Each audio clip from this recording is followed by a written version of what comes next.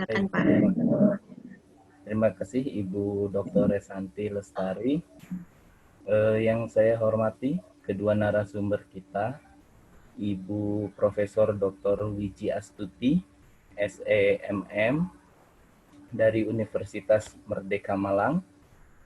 Yang saya hormati Bapak Profesor Dr. Domingus Male, MSc dari Universitas Patimura, Ibu Umu Khoiro, Bapak Dekan, Pak Rudi, lalu Bapak Kaprodi, pejabat Universitas Merdeka Malang, lalu dosen-dosen Universitas Patimura, yang saya banggakan, panitia seminar, lalu dosen-dosen anggota IDRI, komunitas teman-teman dari komunitas kolaborasi Tridharma, yang di dalamnya ada Ibu Dian Sutisno.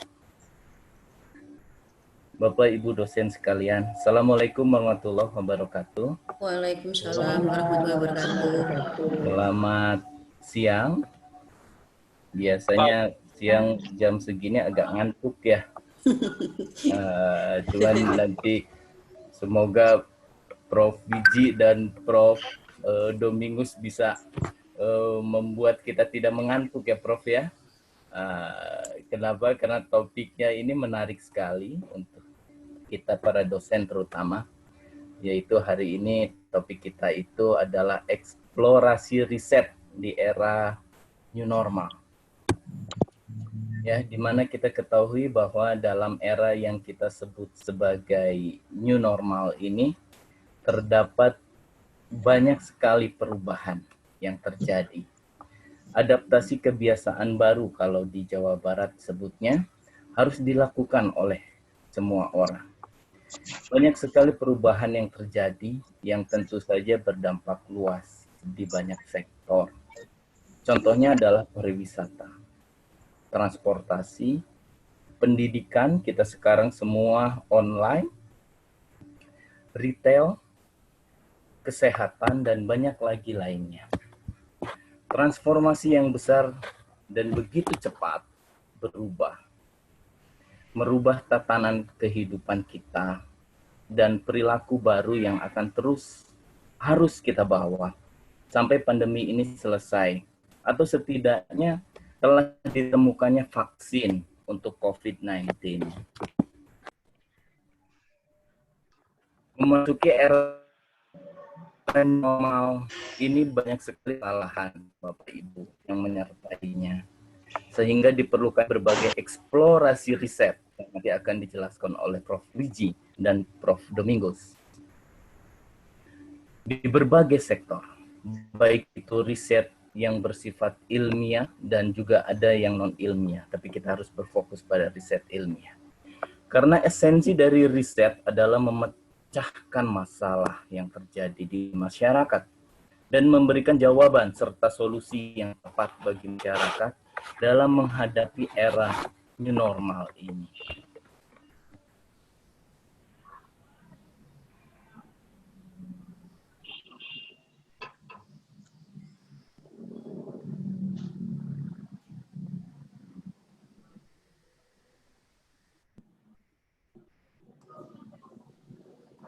Ya.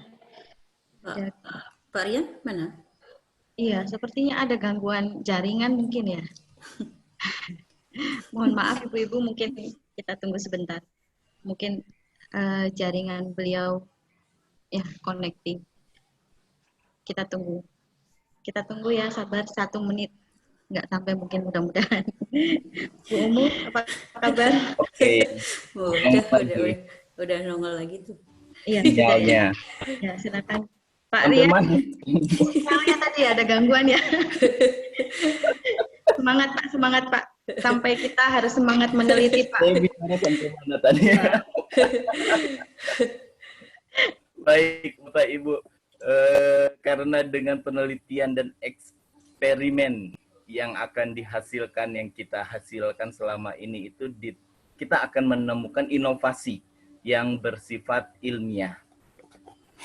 dan dapat teruji kebenarannya. Sehingga diharapkan dengan eksplorasi riset di berbagai sektor ini, para ilmuwan atau akademisi kita bisa menjawab dan memberikan solusi yang tepat dari berbagai macam masalah yang dihadapi umat manusia ini. Kenapa? Karena COVID ini ada dampak, ternyata ada dampak positifnya, tapi dampak negatifnya juga banyak sekali.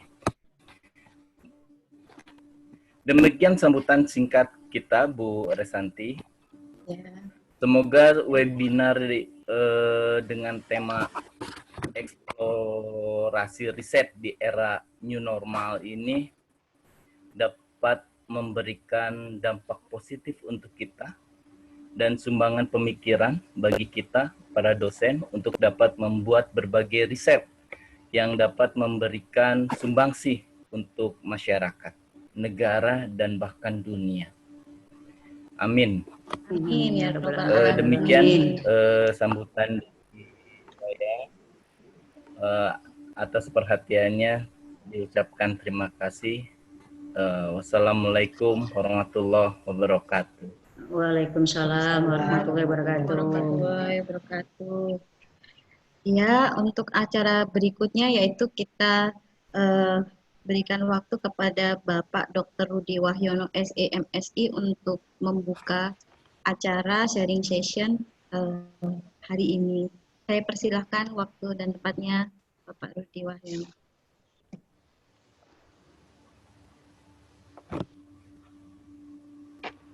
Baik, terima kasih.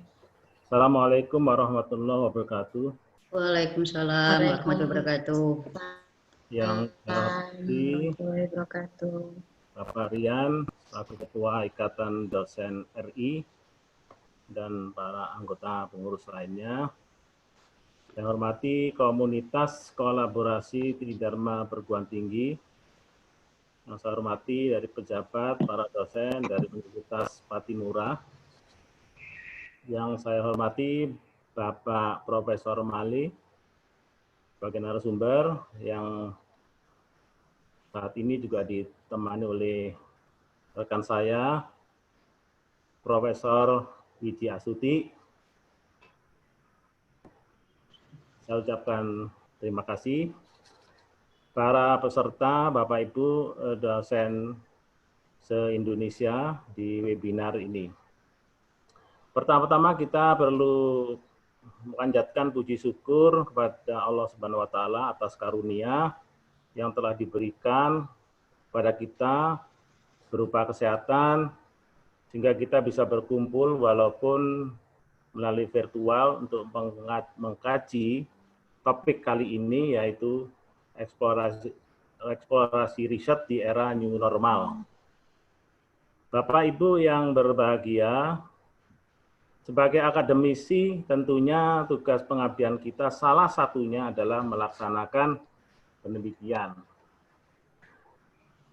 Tentunya sebagai peneliti kita telah memiliki kompetensi untuk melihat fenomena, melihat nomena yang ada di masyarakat, apalagi di era new normal adanya pandemi COVID-19, tentunya banyak hal yang bisa kita lakukan sebagai objek penelitian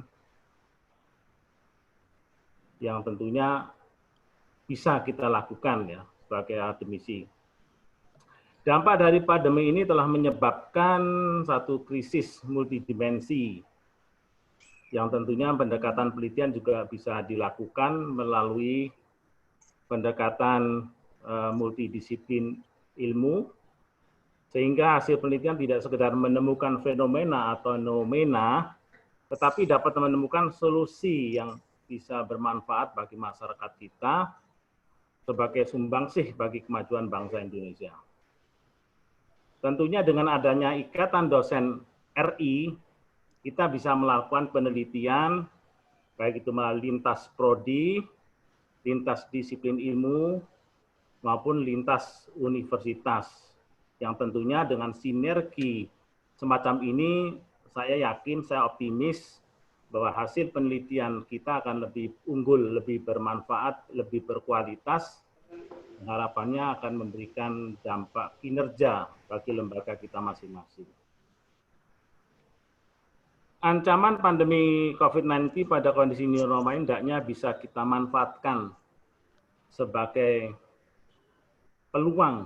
Ya, kalau ada ancaman itu, jadikan ancaman itu sebagai peluang, sehingga di era pandemi ini kita akan tetap produktif dan akan semakin produktif ya, dengan berbagai macam cara menggunakan IT itu ya. Kita harapkan dengan berada dalam naungan Ikatan Dosen RI akan meningkatkan kemampuan para akademisi. Bapak dan Ibu peserta webinar yang berbahagia, saya pikir sambutan singkat saya cukup ya.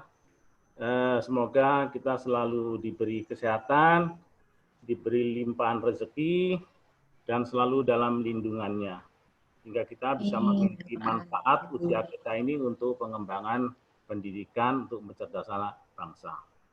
Akhir kata, dengan mengucapkan Bismillahirrahmanirrahim, saya nyatakan seminar melalui web ini saya nyatakan dibuka dengan resmi. Sekian, kurang lebihnya saya mohon maaf. Wassalamualaikum warahmatullahi wabarakatuh. Waalaikumsalam warahmatullahi wabarakatuh. Terima kasih kepada Bapak Rian Kurniawan selaku Ketua IDRI. Terima kasih juga atas pembukaan dari Bapak Dr. Rudi Wahyono SMSI selaku Dekan Prodi FEB Universitas Merdeka Malang. Hari ini langsung kita menuju inti acara. Setelah ini acara akan dipandu oleh Dr. Umu Khoro dari Prodi Manajemen Universitas Merdeka Malang. Silakan Bu Dr. Umu, waktu dan tempat saya persilakan. Terima kasih Bu Resanti. Assalamualaikum warahmatullahi wabarakatuh. Selamat siang dan salam sejahtera Bapak Ibu sekalian. Assalamualaikum warahmatullahi wabarakatuh. Selamat siang. Ya. Yang kami hormati Bapak Dr. Rudi Wahyono selaku dosen Fakultas Ekonomi dan Bisnis Universitas Merdeka Malang. Yang kami hormati Bapak Dr. Rian Kurniawan, SCMM selaku Ketua Ikatan Dosen Republik Indonesia. Yang kami hormati Bapak Muhammad Nursinggi SCMM selaku Kaprodi Manajemen Fakultas Ekonomi dan Bisnis Universitas Merdeka Malang. Yang kami hormati Profesor Dr. Widya Astuti, SEMM CBMI selaku narasumber kita. Juga Bapak Profesor Dr. Domingus Male, SPT MSc sebagai narasumber yang kedua. Serta Bapak Ibu sekalian peserta sharing session pada siang hari ini. Syukur alhamdulillah kita panjatkan kehadirat Allah Subhanahu wa taala karena kita semua pada siang hari ini bisa hadir untuk mengikuti acara sharing session bersama terkait dengan tema eksplorasi riset di era new normal. Perkenalkan, nama saya Umu Khoro yang hari ini bertindak sebagai moderator dalam presentasi para narasumber.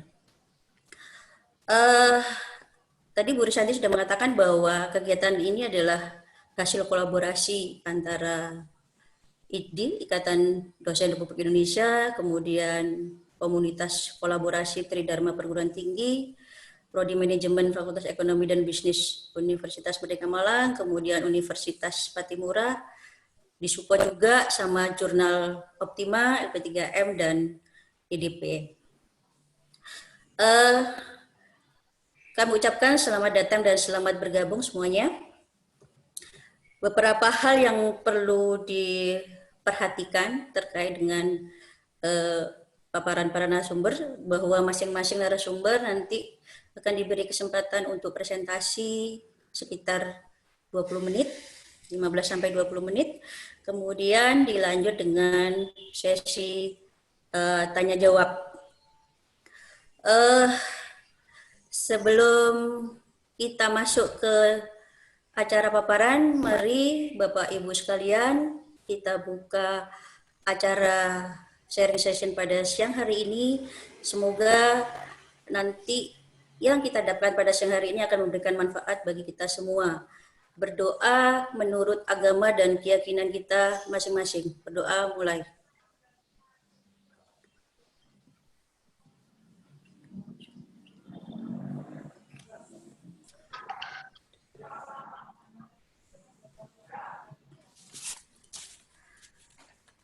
Terima kasih Bapak Ibu sekalian. Oke, untuk mempersingkat waktu, sebelum Prof. Wiji Astuti mempersiapkan paparannya, terlebih dahulu saya akan membacakan kurikulum vitae beliau. Beliau mengambil program S1 dari Universitas Brawijaya Malang, S2 dan S3 beliau dari Universitas Airlangga Surabaya. Beliau adalah guru besar di bidang marketing. Jabatan-jabatan yang pernah diemban beliau adalah Kapuslit Lingkungan Hidup, Kapuslit Ketenagakerjaan dan Perdesaan, Kapuslit Peranan Wanita, Sekretaris Lembaga Penelitian, Asdir 2 Program Pasca Sarjana Universitas Merdeka Malang, dan saat ini beliau menjabat sebagai Kepala Program Diploma Kepariwisataan Universitas Merdeka Malang. Beliau juga asesor dari uji kompetensi, reviewer penelitian, dan penulis buku-buku marketing dan pembangunan. Beberapa hibah penelitian yang beliau dapatkan adalah dari Dikti. Beliau juga bekerja sama dengan beberapa pemerintah daerah, kabupaten, dan provinsi. Beberapa publikasi artikel beliau di jurnal internasional bereputasi dan terindeks Scopus, kemudian di nasional, dan juga beberapa artikel beliau telah disitasi oleh banyak orang, terutama di bidang marketing. Sebenarnya masih banyak lagi yang perlu saya sampaikan, tapi sepertinya itu sudah merangkum semuanya. Jadi demikian kurikulum vitae beliau. Selanjutnya mari Bapak Ibu sekalian peserta sharing session pada siang hari ini untuk mendengarkan paparan beliau dengan tema eksplorasi riset, terutama riset pemasaran di era new normal. Kepada Ibu Profesor Dr. Wiji Astuti, kami persilahkan. Silakan Ibu. Terima kasih Bu Umu atas perkenalan kepada audien tadi ya. Iya. Bapak Ibu sekalian, selamat siang. Assalamualaikum warahmatullahi wabarakatuh. Waalaikumsalam warahmatullahi wabarakatuh. Salam sehat seluruh Indonesia. Mudah-mudahan yang hadir bisa mewakili seluruh kepulauan provinsi di Indonesia. Terima kasih Pak Rian Kurniawan kesempatan yang sudah diberikan sehingga kami bisa bergabung siang ini.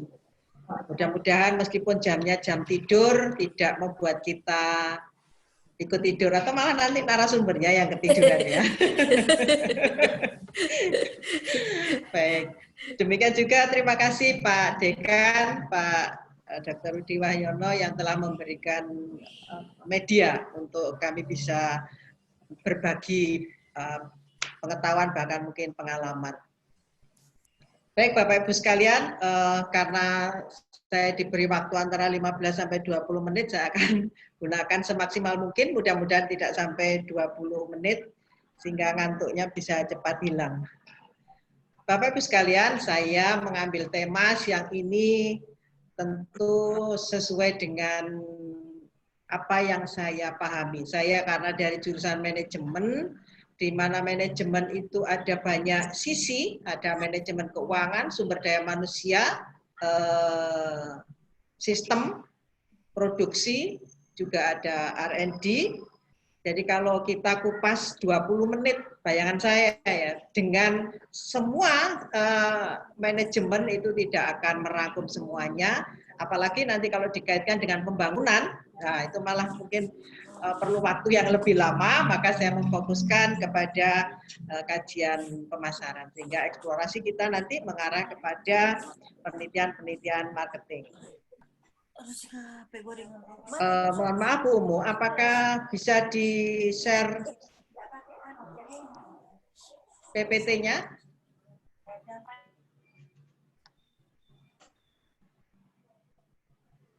Baik. Sebagaimana kita pahami bersama, kalau kita melihat konteks judul ini adalah eksplorasi riset di era new normal, ada 3 kata kunci yang perlu kita bicarakan sebelum kita nanti menjawab eksplorasi apa yang bisa kita lakukan. Yang pertama adalah tentang riset itu sendiri, yang kedua adalah new normal, dan yang ketiga baru eksplorasinya. Saya yakin audiens yang ada atau yang bergabung siang ini sudah sangat paham lah apa itu riset, ya. Tetapi karena tema hari ini membicarakan dengan kata kunci riset, maka saya akan mencuplik beberapa saja apa itu tentang riset. Riset adalah sebuah proses. Berarti kalau proses ada tahapan yang harus diikuti, ada kaidah yang harus diikuti, dan cara berpikirnya harus sistematis, pendekatannya harus pada kebenaran. Kemudian harus dianalisa dengan alat tertentu atau metode tertentu yang kemudian digunakan sebagai alat bantu untuk memaknai apa sebenarnya yang terjadi, apakah itu fenomena ataukah itu hasil analisis dari sebuah alat yang membantu kita untuk tadi seperti disampaikan Pak Rian dan Pak Dekan, untuk memecahkan masalah-masalah atau untuk mengembangkan ilmu pengetahuan baru yang mungkin bermanfaat atau yang seharusnya bermanfaat bagi kemaslahatan umat. Maka jika kita maknai riset seperti ini, maka riset adalah sebuah investigasi yang harus dilakukan oleh si peneliti untuk mencari jawab atau untuk menjelaskan sesuatu yang bisa jadi itu adalah sesuatu yang baru atau yang lama sudah ada tetapi belum mengarah kepada sesuatu yang dapat dijelaskan dengan konteks tertentu, itu dinyatakan sebagai penelitian. Maka dengan makna ini ada 2 hal yang menjadi ujung tombak dari sebuah riset. Yang pertama yaitu harus mengandung novelty atau kebaruan atau menemukan sesuatu yang baru. Yang kedua harus berpihak atau berdasar pada cara berpikir yang tadi, yang sistematis, yang ilmiah, yang menggunakan metode tertentu. Jadi mindsetnya harus mindset bagaimana untuk menjawab satu kebaruan atau menemukan satu kebaruan berdasarkan olah pikir.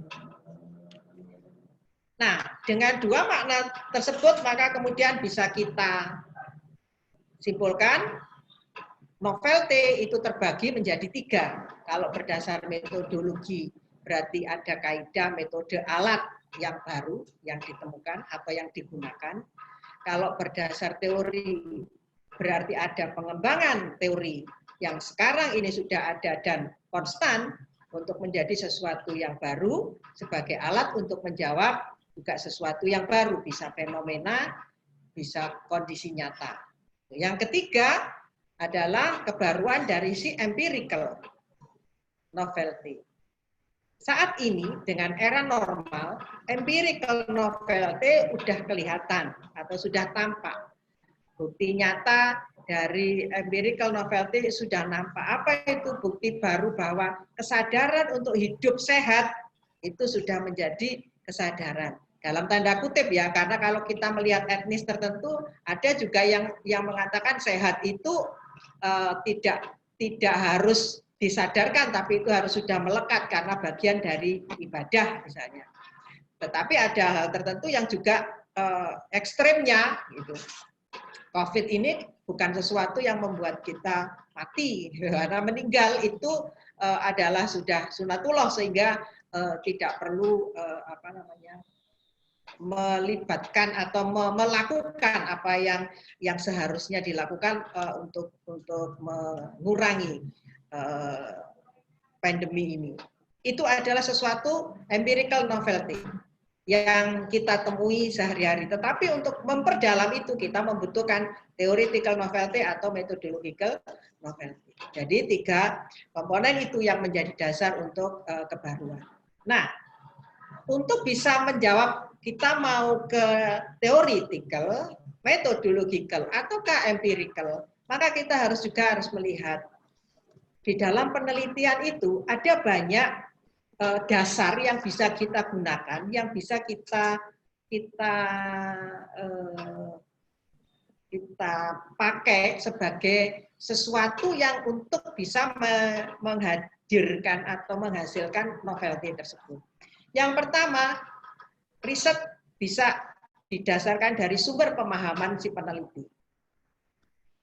Apa itu sumber pemahaman peneliti? Yang pertama, kalau kita misalnya melihatnya adalah dari apa yang sudah ada sehari-hari, kemudian kita teliti, kemudian kita mencari tahu ada apa yang bisa kita ungkap dari dunia nyata yang ada itu atau empirik yang ada itu disebut dengan grounded research.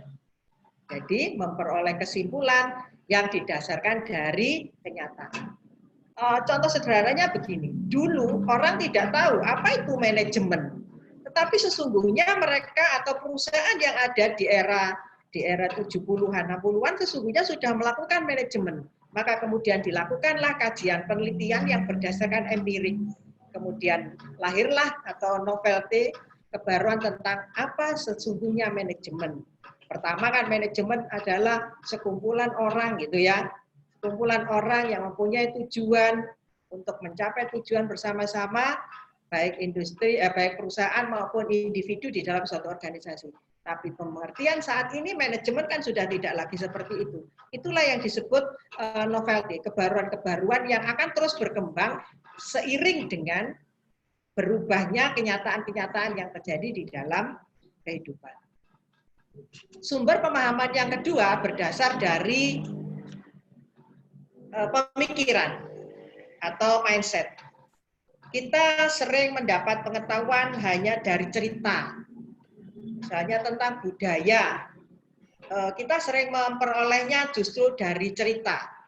Tetapi bagaimana kemudian cerita itu yang diakui dari waktu ke waktu secara terus-menerus yang akhirnya menjadi sesuatu yang yang pasti, yang tetap. Berdasar cerita-cerita itulah kemudian menjadi sebuah pengetahuan. Contoh sederhana tentang budaya Betawi misalnya.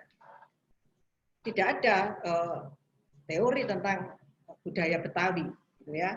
Tetapi ada pemikiran-pemikiran yang terjadi di dalam kehidupan sehari-hari budaya Betawi.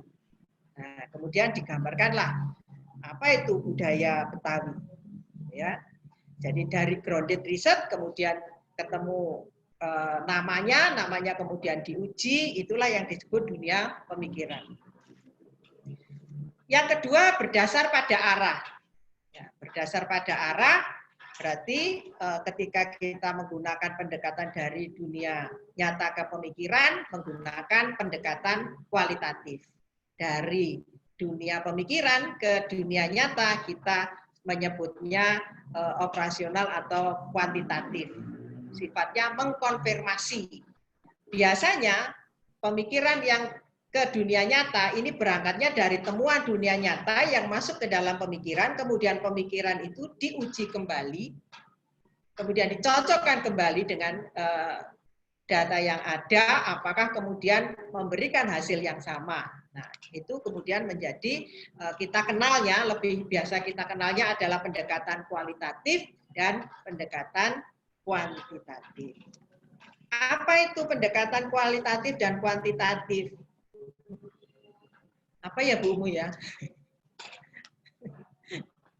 Pendekatan kualitatif, ya tadi kan dasarnya dari grounded research, adalah teori dan skalanya yang belum jelas. Karena dari grounded, dari betul-betul apa yang terjadi, fenomena yang terjadi dari dunia nyata.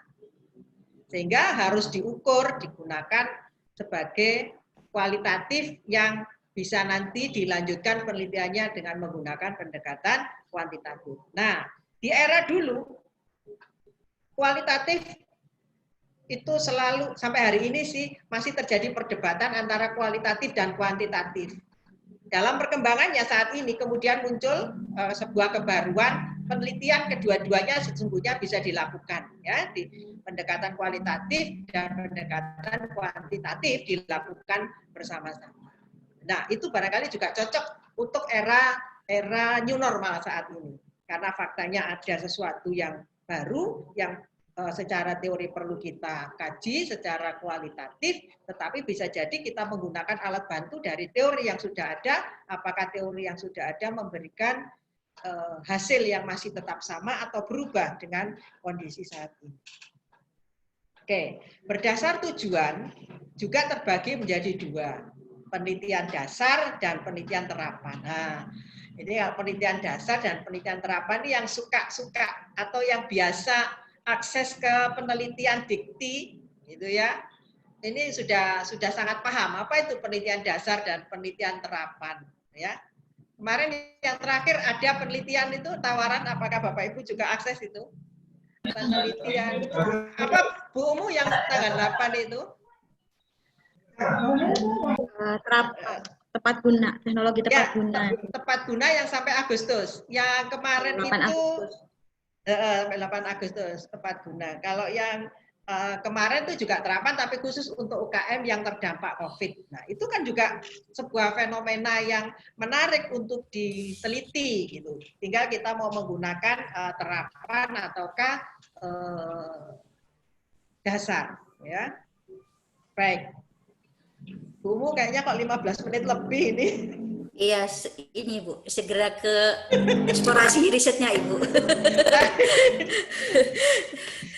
Baik, pandeminya saya nggak bahas ya, tapi intinya gitu karena waktunya harus berbagi. Iya. Intinya dari COVID-19, pandemi COVID-19 adalah perilaku berubah. Perilaku siapapun di dalam, entah itu dia di dalam organisasi, entah itu di dalam kehidupan sehari-hari, entah itu dia sebagai hubungan produsen dan konsumen, mengalami perubahan sehari-hari yang berbeda. Mengapa? Karena kemudian sampai ke titik nadir menyadarkan bahwa sehat itu sangat penting. Sehat itu justru yang utama, gitu.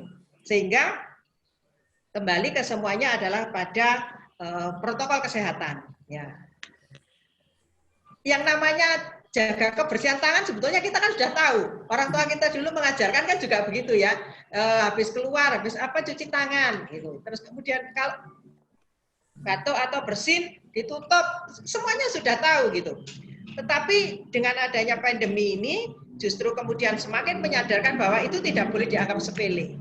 Nah, dampaknya apa? Ketika kita mau melakukan penelitian berinteraksi dengan orang lain, dengan adanya kesadaran kesehatan ini, menuntutlah protokol kesehatan yang bagi peneliti itu kadang-kadang sangat mengganggu ketika di lapangan harus menggunakan protokol kesehatan. Misalnya mau grounded riset, di mana kita harus terlibat dalam kehidupan sehari-hari. Terus kita pakai masker, pakai face shield, itu kan sangat mengganggu. Belum lagi kalau media atau masyarakat yang kita masuki untuk penelitian itu jangan-jangan tidak memiliki pemahaman atau pemikiran yang sama tentang protokol kesehatan. Ini juga akan menjadi masalah bagi penelitian. Tetapi mau nggak mau, suka nggak suka, siap nggak siap, perubahan perilaku ini sudah ada. Nah, karena saya dari jurusan manajemen dan saya spesialisasinya di pemasaran, saya langsung masuk ke pemasaran. Ada 4 hal yang mempengaruhi secara besar di dalam manajemen pemasaran. Pemasaran itu tujuannya kan sebetulnya satu, yaitu yang Fiskun Bu Umu. Satu yaitu mengarahnya ke kinerja pemasaran. Nah, kinerja pemasaran ini 4 hal ini dipengaruhi karena adanya COVID. Satu apa? Gaya hidup. Tadi itu ada perubahan gaya hidup bersih. Yang itu dampaknya akhirnya apa? Tadinya belanja kalau nggak ke mall itu belum sosialita gitu. Nah, sekarang pakai online. Kedua, dulu kalau arisan nggak ke kafe resto itu belum arisan gitu. Nah, sekarang nggak bisa gitu kan. Karena ada pembatasan. Gaya hidup berubah. Kemudian basic need, kembali ke basic need. Kenapa? Orang kembali lagi memikirnya adalah pada kesehatan. Kesehatan itu kalau menurut Maslow adalah poin yang paling bawah. kebutuhan dasar manusia itu adalah salah satunya kesehatan. Nah, kembali kita akhirnya kepada basic need. Itu tentu akan mewarnai terhadap konsepsi manajemen secara keseluruhan, baik di dalam kantor maupun di dalam hubungan produsen dan konsumen. Yang ketiga, tadi itu karena ada perubahan gaya hidup, kemudian sadar kesehatan, ada protokol kesehatan, maka yang paling aman segala sesuatunya menggunakan virtual. Gimana kalau bayar belanja, nggak usah pakai uang, pakai OVO. Ya. Bagaimana kalau kemudian saya butuh sesuatu, saya menggunakan service delivery, yang kalau bisa bayarnya COD, ya bayar di tempat, gitu ya. Bayar di tempat, atau kalau tidak ingin bertransaksi dengan pegang uang, bagaimana kalau melalui fintech atau tadi dengan ngisi pulsa OVO, gitu, sehingga bisa tidak perlu memegang uang kertas, gitu ya. Nah, yang kemudian yang keempat, tumbuh kesadaran atau empati. Apa itu empatinya? Menjadi peduli. Oke, kita menggunakan semua perangkat protokol kesehatan itu tidak hanya untuk diri kita sendiri, tapi juga untuk orang lain. Sehingga keempat komponen ini akan mewarnai terhadap konsepsi manajemen pemasaran. 2 menit lagi, Prof. Iya, saya langsung ke eksplorasi aja kalau gitu. Nanti saja didiskusi ya perkembangannya. Iya. Oke. Maka kemudian berpengaruh ke mengelola pemasarannya. Data pelanggan itu menjadi sangat penting. Nggak peduli dia perusahaan besar, nggak peduli dia UMKM, nggak peduli dia UKM, nggak peduli milik sendiri, nggak peduli milik banyak orang, tetap menjadi data pelanggan itu penting. Mengapa? Karena tadi orang sudah tidak mau, bukan tidak mau, menghindari interaksi, maka kemudian segala sesuatunya menggunakan virtual atau online, itu jadilah kemudian fokus data pelanggan ini menjadi penting agar kalau misalnya mau berpromosi, itu jelas kepada siapa berpromosi, misalnya kalangan muda, maka saya akan menggunakan apa. Kalau misalnya saya mau pemasaran tentang destinasi dengan kondisi seperti ini, apa yang saya gunakan? Apakah tetap saya akan menggunakan brosur? Tentu tidak. Maka saya gunakan virtual. Apa? Saya gunakan virtual, bisa juga saya melalui YouTube, atau saya membuka web sendiri tentang destinasi itu, sehingga siapapun bisa mudah untuk mengakses. Singkat itu saja untuk promosi. Kemudian untuk produk sudah pasti. Sekarang paket-paket tidak harus, kalau dulu orang mau traveling itu kan bisa saja kita ngikut di travel bureau yang menawarkan paket. Sekarang orang tidak atau menghindari yang seperti itu. Paket-paket yang tahu persis siapa yang akan berangkat di kelompok itu yang akan lebih menarik. Jadi paket-paket keluarga itu akan menjadi minat besar untuk ke depan.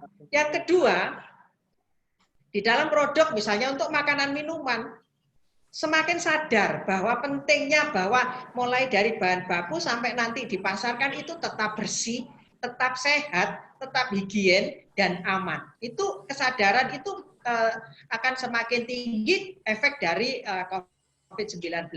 Kemudian dalam hal layanan, kalau lama para suraman mengatakan itu adalah tera, jadi ada buktinya, ada prosesnya, ada interaksinya. Kalau sekarang tidak cukup dengan tangible, empati, reliable, responsif, endurance, nggak cukup. Harus ada satu plusnya, yaitu healthy. Ini adalah eksplorasi yang harus kita uji lebih lanjut, kita teliti lebih lanjut. Apakah memang benar tera plus healthy ini menjadi sebuah kualitas dari layanan.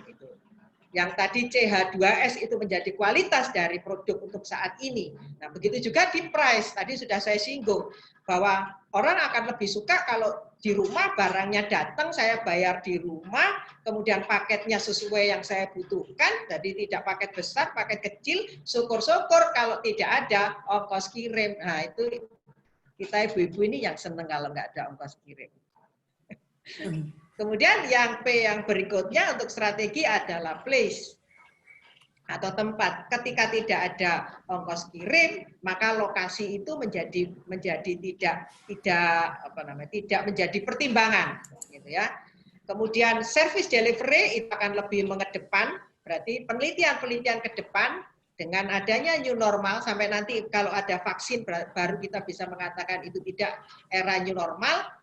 Barangkali service delivery atau sistem pemesanan ini menjadi sesuatu yang perlu kita kaji. Apakah memang sesungguhnya banyak yang beralih ke sana dengan kondisi saat ini ataukah tidak? Jadi saya kira itu kemudian efeknya ke eksplorasi adalah terserah mau menggunakan pendekatan yang mana, empirical kah, theoretical kah, atau metodologinya yang kita gunakan. Karena tidak banyak penelitian-penelitian untuk saat ini yang bisa menggunakan metode-metode yang kemarin-kemarin sudah ada. Misalnya kita mau nyebar kuesioner gitu ya. Kita saat ini nggak memungkinkan bertemu dengan responden. Tapi bagaimana kita bisa mendapatkan data? Ya, kita bisa menggunakan Google Form. Atau misalnya kita mau penelitian tentang keputusan pembelian gitu. Bagaimana saya menemukan orang-orang yang belum pernah membeli, tapi kemudian atau kita tanya beli ulang atau tidak, sementara saya tidak bisa berhadapan dengan mereka. Ya, kita bisa buat video atau YouTube yang mereka tonton dan kemudian setelah mereka tonton, apakah mereka ada minat atau keputusan untuk melakukan pembelian. Saya kira untuk prolog ini, Bu Umu, mohon maaf sudah lebih dari 10 menit. Berarti saya yang nggak ngantuk ya bersemangat. Terima kasih Bapak Ibu sekalian. Terima kasih Prof. Wiji. Menarik temanya. Mudah-mudahan nanti di sesi tanya jawab akan banyak muncul tema-tema menarik yang bisa kita diskusikan bersama. Saya tidak perlu memberikan kesimpulan terhadap paparan dari Prof. Wiji. Kita lanjut saja ke paparan dari narasumber kita yang kedua, Bapak Profesor Dr. Domingus Male, SPTM Master of Science. Sebelum beliau memaparkan materinya, kami akan bacakan kurikulum vitae beliau. Beliau pendidikan S1 di Universitas Patimura, kemudian masternya di University of the Philippines at Los Banos, kemudian doktoralnya di Kyoto University, Jepang. Saat ini beliau adalah guru besar dalam bidang biokimia dan bioteknologi dan menjabat sebagai ketua LPPM Universitas Patimura. Jadi hari ini sharing session-nya dua sisi, jadi dari aspek sosial, kemudian dari aspek ekseknya. Jadi akan banyak hal yang bisa dibicarakan, bahkan dikolaborasikan antara yang sosial dan eksak.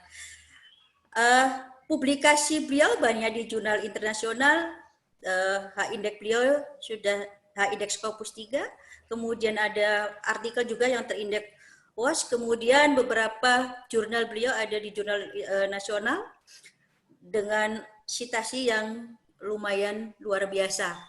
Oke, tanpa memperpanjang waktu, kami persilakan Bapak Profesor Dr. Domingus Male, SPT Master of Science. Kami persilakan. Silakan, Prof. Sebentar ya.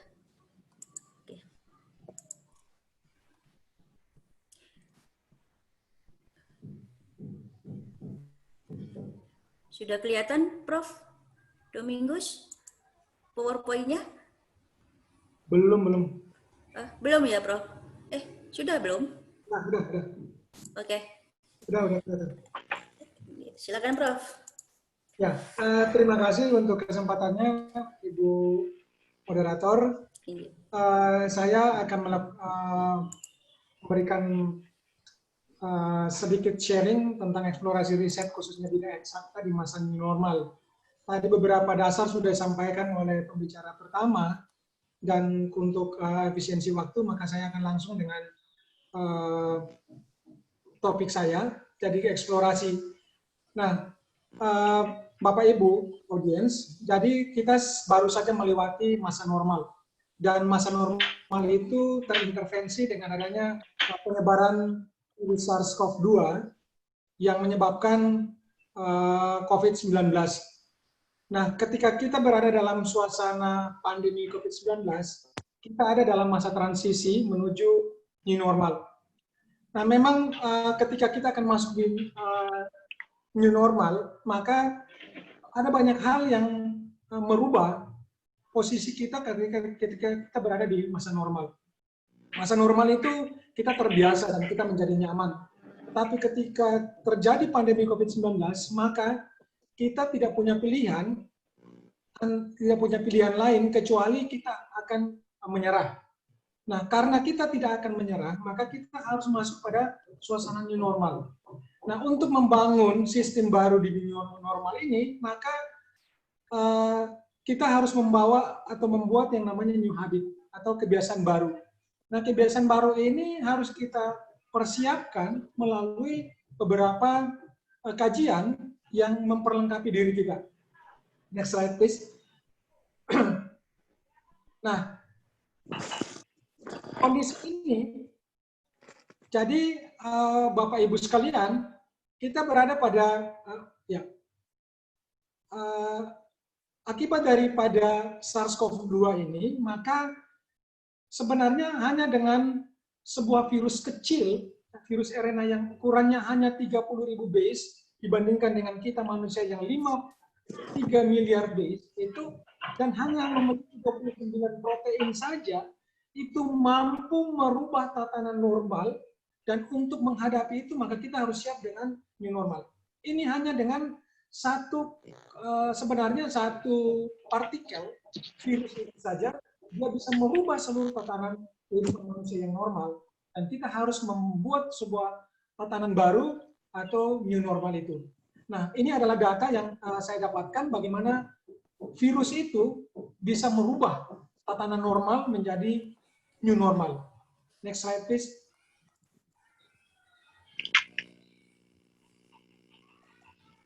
Nah, kemudian Bapak Ibu, ketika COVID itu membuat pandemi, maka kita berada pada sebuah posisi. Ya. Nah, prinsip ilmu kita, ilmu eksakta khususnya, bahwa ketika virus, contohnya virus COVID-19, itu masuk ke dalam tubuh kita, maka benda ini dianggap sebagai benda asing. Kalau orang kedokteran tahu bahwa itu disebut sebagai antigen. Maka ketika ada benda asing masuk ke dalam tubuh, maka tubuh otomatis akan membuat sebuah sistem untuk menghancurkan. Nah, sistem itu akan menghasilkan namanya antibodi. Nah, oleh karena itu kenapa ketika kita mau melakukan rapid test, kita positifnya itu adalah ketika ada produksi antibodi. Itu menandakan bahwa ada benda asing yang masuk dan tubuh kita menghasilkan antibodi. Nah, antibodi ini yang nanti sebenarnya menghancurkan virus tersebut. Nah, karena ini adalah virus, maka pengendalian terhadap COVID-19 di era new normal itu kita lihat dari dua sisi. Sisi manusia, kita sebagai host daripada virus, dan virus itu sendiri. Oleh karena itu, saya membagi dua. Jadi, ketika di era new normal, kita harus membagi dua antara manusia yang harus memasang shield atau perisai, kemudian virus. Jadi, yang pertama, untuk menghadapi virus berarti kita memperkuat sistem imunitas. Atau dengan kata lain, untuk menghancurkan virus, maka kita harus menghambat pertumbuhan atau perbanyakan virus. Nah, kedua aspek ini akan dilihat sebagai sebuah sistem yang simetrik, dan untuk menghadapinya, maka kita harus buat riset yang komprehensif. Oke, mungkin lanjut. Oke. Nah, Bapak Ibu, saya langsung dengan eksplorasi riset. Nah, untuk aspek manusia, yang pertama adalah bahwa kita harus meningkatkan imunitas, kekebalan tubuh. Kenapa? Karena dia adalah virus. Kenapa banyak upaya yang dilakukan untuk penderita ataupun mereka yang sudah terkonfirmasi positif, itu hanya dengan memberikan penguatan terhadap imunitas. Karena dengan penguatan imunitas, maka tubuh dengan sendirinya akan menghadapi virus itu. Nah, memang banyak kasus yang terjadi, ada yang sampai pada tingkat kematian, itu bergantung pada beberapa hasil penelitian adalah pada virus load. Artinya pada saat dia terkontaminasi dengan virus, mungkin jumlah virus yang masuk itu jumlahnya terlalu besar, dan kemudian kondisi tubuhnya tidak mampu membangkitkan imunitas, maka virus lebih kuat. Ya. Nah, kondisi ini Bapak Ibu, kita sebenarnya untuk manusia, untuk memperkuat sistem imunitas kita, banyak hal yang sudah kita dengar ataupun kita sudah pengalaman. Nah, beberapa riset ataupun informasi yang mungkin Bapak Ibu sudah dengar tentang bagaimana keadaan bahan alam ataupun herbal yang mampu mendorong imunitas manusia. Contohnya misalnya kurkumin. Nah, kenapa minuman kunyit itu mampu? Karena ada yang namanya antiinflamasi di dalamnya. Nah, ini perlu dilakukan kajian-kajian yang lebih komprehensif tentang kunyit. Mampukah kita untuk mendapatkan bahan aktif itu yang nanti bisa diaplikasikan untuk proses penguatan kekebalan tubuh? Kemudian Bapak Ibu pernah mendengar bahwa ternyata dengan mengkonsumsi daun kelor dapat meningkatkan imunitas. Hal ini terjadi karena ternyata daun kelor itu punya kandungan vitamin A yang sangat tinggi. Nah, vitamin A itu sebenarnya juga adalah bagian daripada senyawa kimia yang mampu mendorong pembentukan imunitas kita, ya, menguatkan. Kemudian Bapak Ibu ada buah-buahan, ya, misalnya stroberi, kemudian ada blackberries dan sebagainya, ada blueberries. Nah, ini kenapa mampu meningkatkan imunitas kita karena ada antioksidan. Nah, antioksidan itu sebenarnya mampu untuk menghadapi serangan virus ataupun mikroorganisme lain-lain. Kemudian yang paling penting lagi bahwa Bapak Ibu, bahwa penderita-penderita positif COVID-19 itu selalu diberikan suplemen zinc. Ya. Nah, suplemen zinc, ternyata zinc ini mampu meningkatkan imunitas. Nah, di mana dihasilkan? Ada di seafood. Nah, perlu kita melakukan eksplorasi lebih jauh tentang potensi-potensi seafood, mungkin dari kerang-kerangan ataupun dari tumbuhan-tumbuhan yang berasal dari laut, dari spons ataupun yang lain yang mampu memberikan suplemen, ya, untuk suplemen ZN bagi kita ketika kita masuk dalam new normal nanti. Ya. Kemudian yang paling umum adalah misalnya jeruk. Bapak Ibu, vitamin C. Penderita COVID itu selalu diberikan dosis tinggi vitamin C, bisa sampai 2000 mg per hari. Nah, ini sebenarnya untuk menguatkan imunitas tubuh. Nah, oleh karena itu kenapa pada saat kondisi biasanya setelah nanti kita masuk ke era normal, kita dianjurkan untuk selalu mengkonsumsi vitamin C dalam dosis yang wajar, ya. Jadi setiap hari kebutuhan vitamin C kita harus menjadi prioritas. Ini perlu dilakukan. Kemudian ternyata beberapa setelah saya mengecek, ternyata jamur juga itu mampu meningkatkan imunitas. Nah, selama ini kita sebenarnya Indonesia itu mempunyai banyak varian atau jenis-jenis jamur yang sebenarnya bisa dieksplorasi apa sih yang ada di dalam jamur-jamur itu yang mampu memberikan efek penguatan imunitas. Banyak sekali kegiatan-kegiatan sebenarnya yang bisa kita eksplorasi untuk melakukan riset. Lanjut. Nah, kemudian dari sisi virusnya. Nah, sisi virus memang salah satu hal yang paling penting adalah pengembangan vaksin. Sepanjang vaksin itu belum ditemukan, maka kita tetap berada pada keadaan new normal. Kita kalau mereverse dengan beberapa informasi bahwa tahun 1918 ada virus Spanyol yang pada saat itu dari keadaan normal menjadi new normal, setelah vaksin ditemukan baru berada kembali pada normal. Jadi orang sudah mulai bisa bersahabat dengan COVID-19. Kemudian sekarang ini penelitian-penelitian tentang obat antivirus itu terus dilakukan, ya, bahwa ada beberapa proses bagaimana ketika virus itu masuk, dan sebelum dia menempel bagaimana proses penempelannya itu bisa dicegah, kemudian kalau misalnya dia menempel bagaimana penghambatannya supaya dia tidak melakukan replikasi atau perbanyakan diri.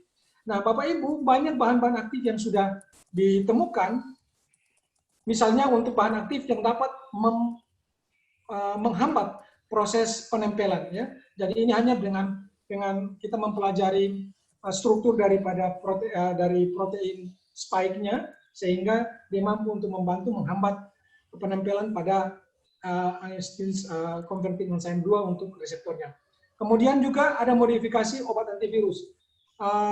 Misalnya Rendevir itu dimodifikasi kembali, kemudian kloroquine maupun hidroksikloroquine itu pun sekarang ini digunakan sebagai obat antivirus penghambatan terhadap proses replikasi. Bahkan di Inggris juga sudah melakukan riset, ternyata obat yang sederhana misalnya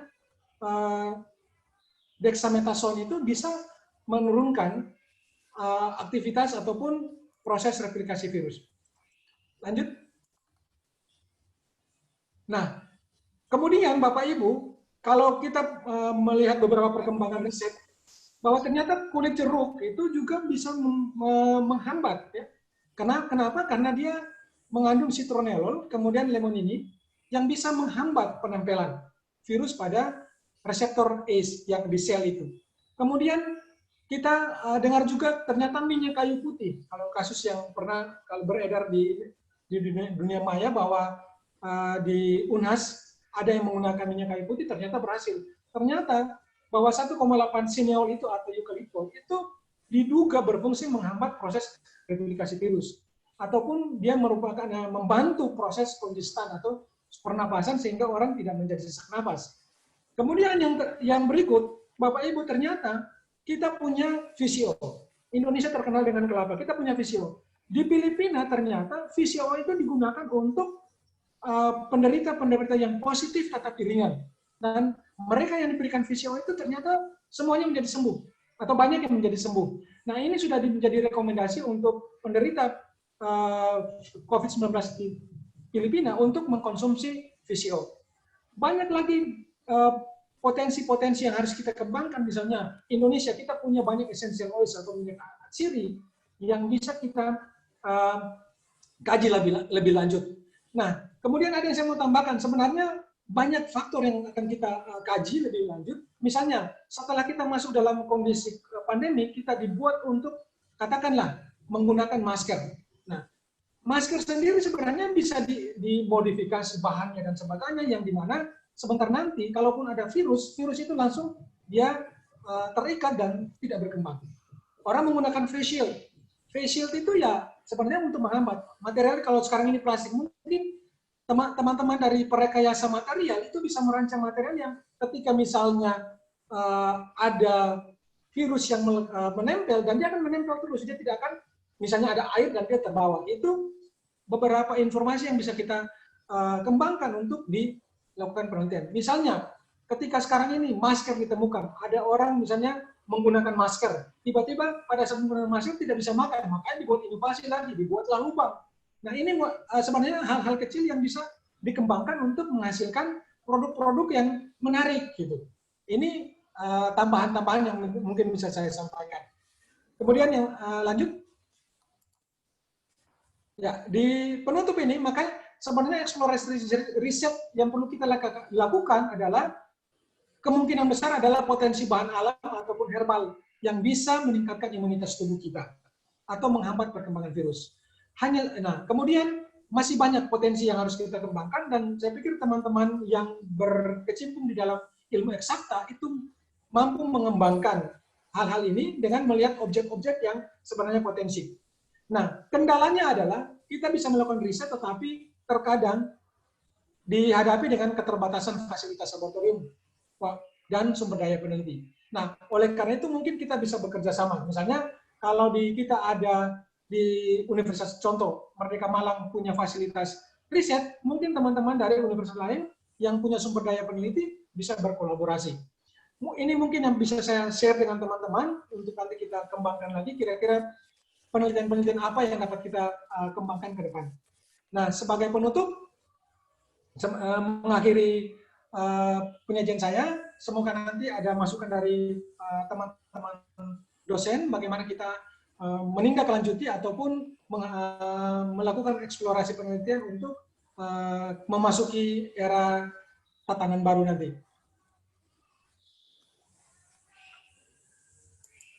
Ya, kira-kira demikian yang bisa saya sampaikan. Mungkin nanti kita akan ada dalam sesi tanya jawab atau kita berdiskusi lebih lanjut. Terima kasih. Selamat sore dari Ambon. Selamat sore, terima kasih Prof. Demikian paparan dari Profesor Domingus yang melihat aspek eksakta dari sudut manusia dan virusnya. Menarik sekali ketika kalau itu bisa dikolaborasikan. Saya tadi sempat berpikir ada kunyit, ada jamur, dan lain sebagainya. Barangkali kalau ditarik ke aspek keperilakuan, mungkin akan muncul riset dengan tema perilaku masyarakat terkait dengan pemanfaatan hal-hal yang terkait dengan hal yang berkaitan dengan herbal. Jadi bagaimana perilaku mereka untuk memulihkan kesehatannya dengan penggunaan herbal. Itu barangkali nanti yang bisa dikolaborasikan antara eksak dan sosial. Oke, Bapak Ibu sekalian, kita masuk pada sesi tanya jawab. Kami persilakan Bapak Ibu sekalian yang ingin menanyakan untuk raise hand boleh. Tadi ada satu Bapak, kalau nggak salah Muhammad Mukhlis. Tadi di awal-awal beliaunya raise hand. Bisa dibuka mute-nya dari Pak Mukhlis ya? Silakan Pak Mukhlis. Adakah Pak Mukhlis? Tadi di awal-awal ketika materi dari Prof. Wiji, beliaunya raise hand. Ada Mbak Resanti ya? Nggak ada ya? Mbak Resanti. Oke, kalau belum ada, ini ada pertanyaan buat Prof. Wiji dari Bapak Agung, bahwa untuk produk tangible perlu memperhatikan Tera dan Healthy. Bagaimana halnya dengan produk intangible? Nah, jadi itu pertanyaan dari Pak Agung untuk sementara. Silakan yang lain kalau ada pertanyaan untuk masuk di. Ada lagi, saya satukan lagi ya Bapak. Untuk Profesor Domingus, bagaimana sebuah teknologi tepat guna dapat dikaitkan antara bidang eksakta dan sosial? Jadi bagaimana menarik kaitannya teknologi tepat guna, memadukannya dengan bidang ilmu eksakta dan ilmu sosial. Sementara itu dulu, silakan bergiliran Prof. Wiji dulu, baru nanti Prof. Domingus. Kami persilakan Prof. Wiji.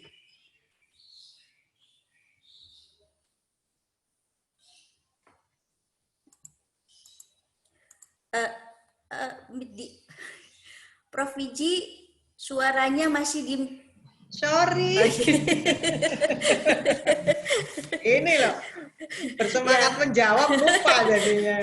Monggo. Ya, tadi saya juga menyimak di chatting. Ada pertanyaan tentang bagaimana melakukan penelitian di era new normal kalau produknya tangible atau intangible. Saya istilahkan saja produk barang dan produk jasa. Kan produk barang ada fisiknya, produk jasa tidak ada fisiknya. Ada juga yang ada fisiknya, masuk ke hibrid seperti resto itu kan ada fisiknya, tapi itu tergolong intangible karena banyak jasanya daripada produk barangnya. Baik, kalau produk barang misalnya skincare, ya tangible skincare.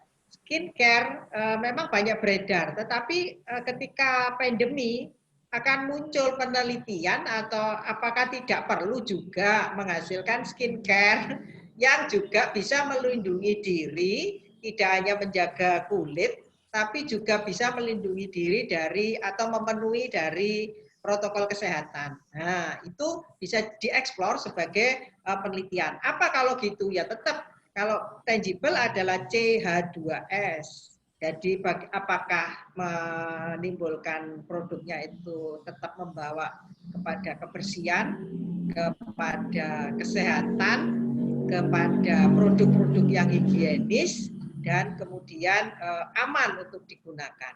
Jadi kualitas produk yang selama ini disampaikan oleh Garvin, ada fitur, ada kinerja, ada kenyamanan. Barangkali di kenyamanan bisa dikembangkan ke dalam elemen-elemen tidak sekedar nyaman, tapi nyamannya bisa dijelaskan bahwa apa saya merasa nyaman dengan kebersihannya, ada mengandung kesehatan, kemudian higien bahan yang digunakan atau pada saat saya menggunakan, dan aman ketika dikonsumsi. Itu dari sisi tangible. Sekarang kalau yang intangible atau jasa, kualitas jasa sudah lama dikenalkan oleh Zetam Parasuraman dengan konsep Tera. Ya.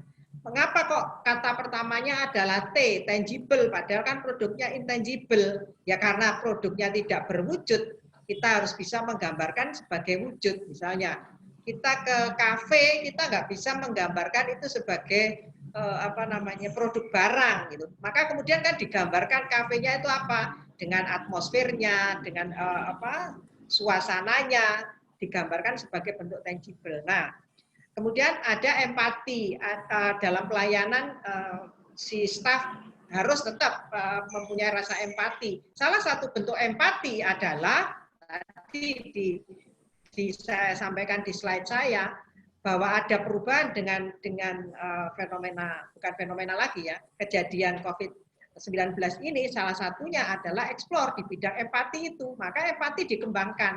Tidak cukup ternyata empati bahwa kalau pelanggan saya butuh sesuatu, saya sigap, saya siap. Tidak cukup hanya itu. Tapi apakah si staf ini juga menjaga dirinya dengan kesehatan, sehingga ketika kita dilayani oleh mereka, kita pun merasa aman bahwa dia menerapkan protokol kesehatan dan saya aman dilayani oleh mereka. Gitu misalnya.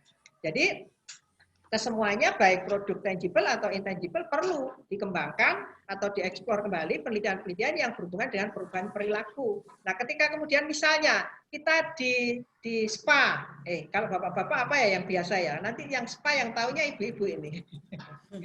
Misalnya kita di spa gitu, pasti kita ingin kan yang melayani kita kan menggunakan face shield, memakai masker.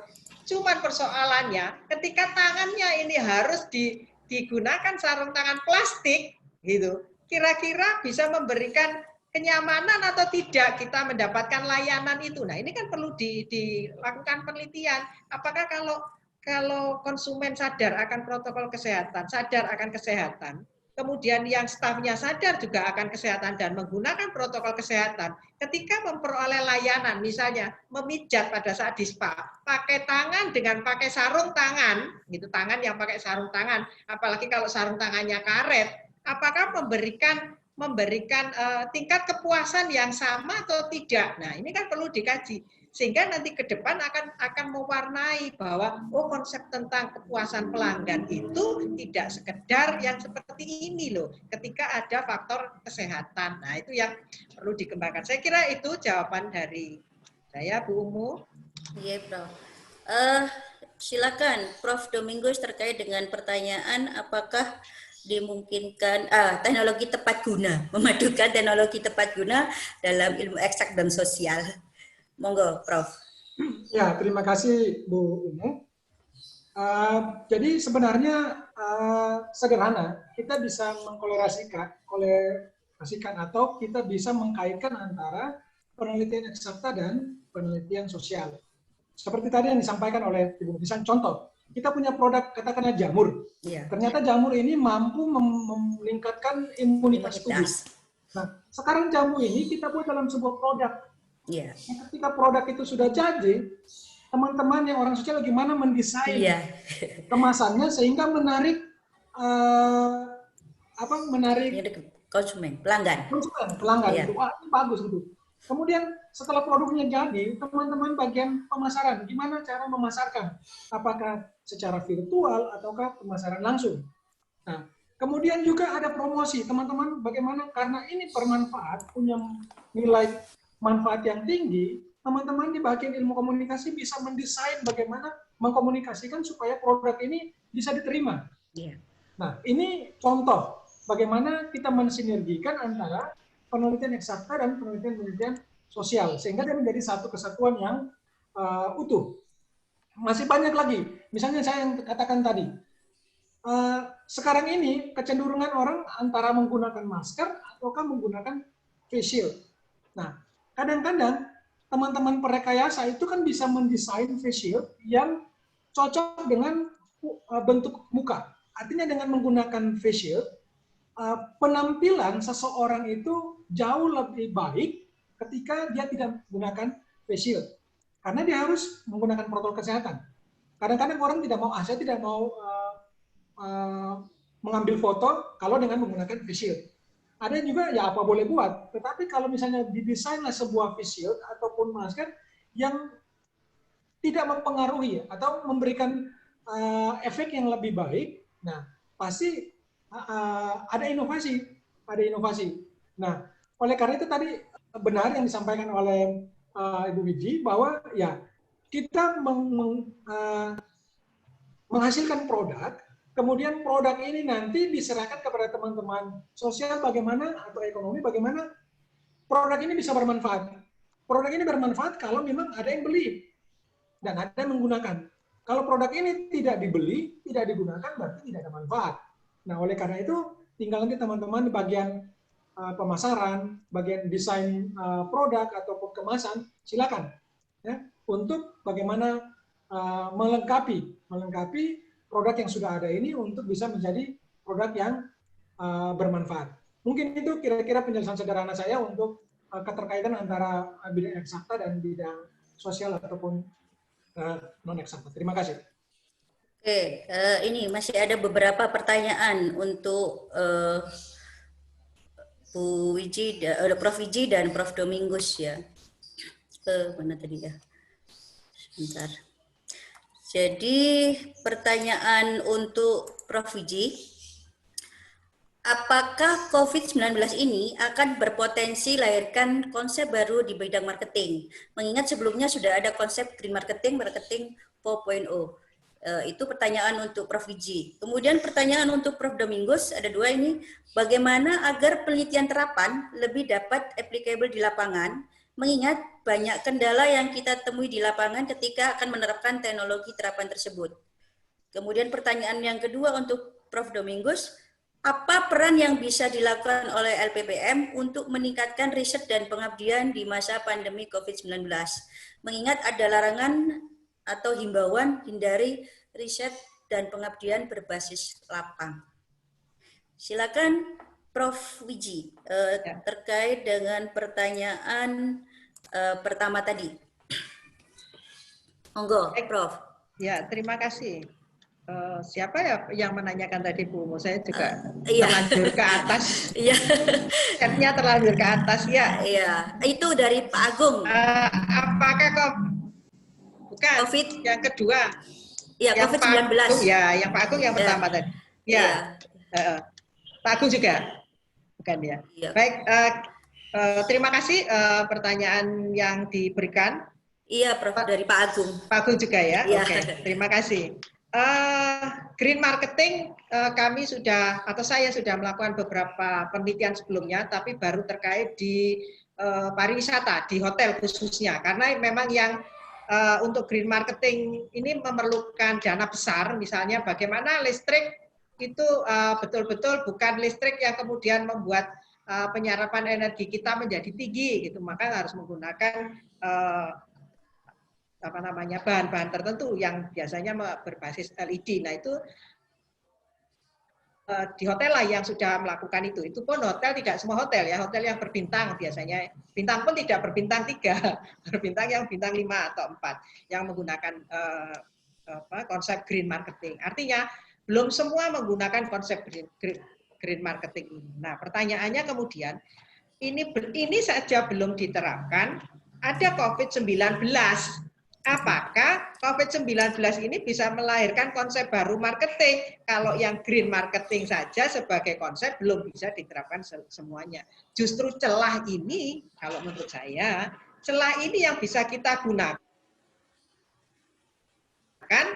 untuk menyikapi konsep. Jadi kita pendekatannya kalau seperti ini adalah pendekatan fenomena bercampur dengan teori, karena green marketing sudah ada teorinya, tapi ada fenomena baru yang kemudian kita namakan COVID-19 dan itu menjadi pandemi yang ini melahirkan konsep baru yang bisa mengarah kepada green marketing itu sendiri. Jadi mendukung konsep green marketing, tetapi bentuknya dari sisi health yang protokol kesehatannya sudah ada ketentuannya dan itu bisa lebih digunakan atau bisa lebih diterapkan, dimanfaatkan oleh seluruh bisnis, baik itu kecil maupun yang sampai yang besar. Nah, konsep yang bagaimana inilah yang kemudian bersifat grounded. Gitu. Karena apa? Karena COVID-19-nya sendiri belum ada obatnya, sehingga kemudian juga belum ada vaksinnya, sehingga juga belum bisa menjadi pijakan baru, bentuk yang dasar apa yang kemudian bisa kita masukkan ke dalam konsep marketing. Artinya bahwa fenomena ini sebetulnya langkah luas untuk kita bisa melakukan penelitian, mendukung penelitian yang sudah ada, ataupun memberikan tambahan baru terhadap penelitian konsep yang sudah ada. Jadi, apakah kemudian COVID-19 berpotensi? Sangat berpotensi. Bahkan mungkin dalam rujukan green marketing, dia bisa menjadi tambahan atau indikasi atau indikator atau elemen yang bisa memperkuat konsepsi tentang green marketing itu sendiri. Nah, hanya persoalannya pada kondisi saat ini itu kan memang ada tadi itu ya himbauan untuk tidak melakukan riset itu yang di lapang. Nah, maka perlu metode-metode yang memang kita harus kritisi untuk tidak bersentuhan langsung dengan responden atau audien. Maka kemudian pertanyaannya, bagaimana kalau ini harus grounded riset, tapi kemudian kita dihimbau untuk menghindari sekecil mungkin adalah kontak lapang, gitu. Maka kita manfaatkanlah virtual, kita manfaatkanlah metode-metode apakah itu YouTube ataukah itu video, ataukah bisa juga dengan menggunakan FGD gitu ya, diwadahi dalam FGD, kemudian dalam bentuk forum seperti ini untuk masing-masing memberikan menyampaikan pandangan tentang tadi konsep adanya COVID-19 terhadap green marketing. Jadi tidak harus memang datang ke sebuah lokasi, tapi kan juga bisa cara menggali datanya melalui Zoom seperti ini. Tetapi penentuan siapa-siapa yang terlibat dalam Zoom kan harus secara metodologi harus bisa dipertanggungjawabkan kebenarannya. Saya kira itu jawaban saya untuk Pak Agung. Saya kembalikan ke Bu Umu. Terima kasih. Silakan Prof. Domingus untuk pertanyaan kedua yang dari Pak Suseno dan yang ketiga juga dari Pak Agung. Kami persilakan, Prof. Monggo. Ya, terima kasih. Nah, memang banyak pengalaman yang ditemukan bahwa ketika sebuah penelitian terapan itu akan dilaksanakan, itu banyak kendala di lapangan. Nah, kenapa? Karena memang banyak penerima manfaat dari penelitian itu selalu memikirkan kira-kira manfaat apa yang bisa diterima dari penerapan penelitian itu. Kalau misalnya yang penerima merasakan bahwa manfaatnya tidak terlalu signifikan, mungkin dia tidak akan melaksanakannya. Nah, ini banyak kadang-kadang kendala yang dihadapi oleh teman-teman ketika kita menerapkan teknologi. Jadi, kadang-kadang penerima itu memikirkan atau mempertimbangkan untungnya dan ruginya. Atau karena apakah mungkin karena kesibukan dan sebagainya, kemudian apakah penerapan ini dia menyita waktu dan sebagainya, ataukah seperti apa, itu yang kadang-kadang menjadi kendala. Tetapi ketika risetnya itu benar-benar memberikan kontribusi yang begitu signifikan terhadap penerima, maka dia akan melakukan aplikasi daripada penerapan teknologi itu di dalam kehidupannya. Nah, kemudian untuk penelitian, jadi bagaimana peran LPPM untuk meningkatkan riset dan pengambilan masa pandemi COVID-19 ini.